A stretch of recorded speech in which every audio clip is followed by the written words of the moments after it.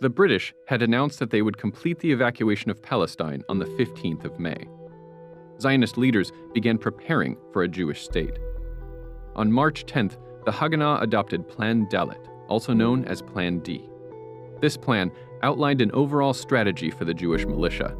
Its stated goal was to prepare the coming Hebrew state to defend itself once the British Army had left. But historians strongly disagree about the intentions of the plan. It's geared, and it says that it's geared, to securing the Jewish state and the border areas and the main roads between the Jewish urban concentrations, to securing the Jewish state in advance of the Arab invasion.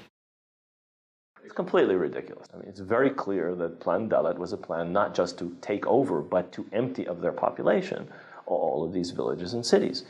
Now, were there people who understood that writing down on paper, we will expel this population, was probably not a wise thing to do? Yes. But was there a clear intention implemented to the letter to expel the populations, and more importantly, not to let them return? There was. The most important part of Plan D was the set of orders that came outside of Plan D. The orders were strikingly clear and unambiguous, and used the word letaher in Hebrew, which is to cleanse, or to destroy, which is lehashmid, or to expel, which is legaresh.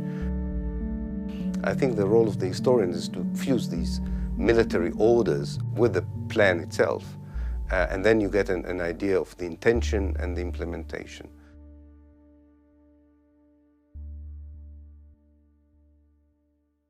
Under Plan D, the Haganah began organizing large-scale military operations. The first, Operation Nahshon, took place over 2 weeks in April. The goal of Nahshon was to end attacks on Jewish convoys by clearing out Arab villages on the road to Jerusalem. The villages were defended in most cases by forces, maybe 30 people, 40 people, who were not trained, who were not organized, were not defended by any trenches or things like that. And the conquest in all the places that I participated was an easy game. During Operation Nahshon, the Haganah captured the strategically located Arab village of Kastal. Arab fighters attempted to retake the village in a counterattack led by Abdel Qadir al-Husseini.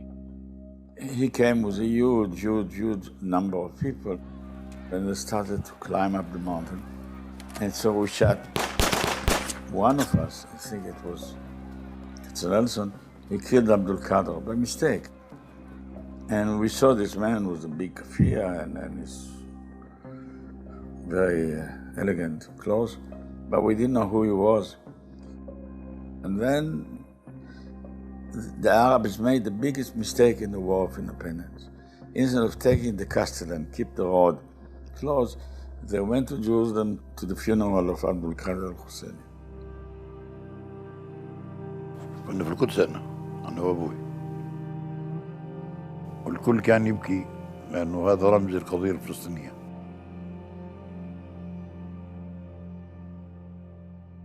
Just 2 miles from Kastal lay the Arab village of Deir Yassin.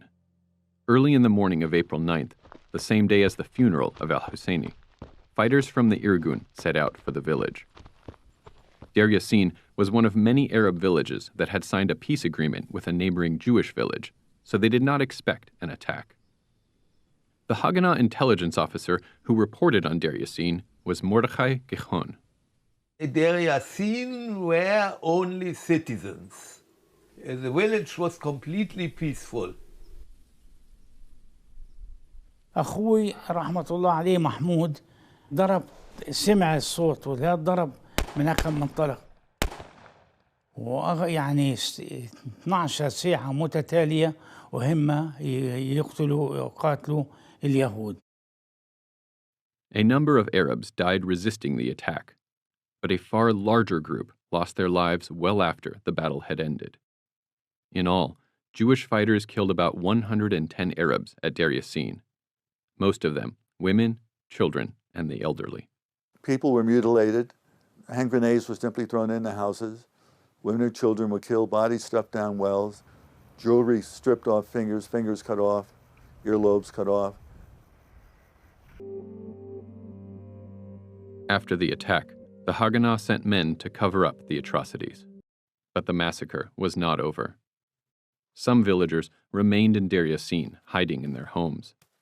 For 2 days, Irgun fighters searched for survivors. Looking back, I'm still, after all those years, very much shocked, and I feel it is a disgrace on the Jewish state and of the Israelis. مذبحة دير ياسين كانت هي الحافز الأكبر للقرى اللي تشرد وتهرب بأولادها وأطفالها وبناتها ونسوانها. قالوا أخذوا البنات يعني وفضعوا فين وسووا كذا وعملوا كذا. هذا اللي خلانا إحنا نشرد. The massacre at Deir Yassin was far from the only massacre of the war, but it was the most widely publicized. تسمع كل القرى في مذبحة دير ياسين. دير ياسين دير ياسين معركة دير ياسين مزدرب دير ياسين دير ياسين أحداث دير ياسين. By far the most massacres, rapes, atrocities, etc., were committed by Israelis, particularly after 1948 independence, then by Palestinians or by Arabs.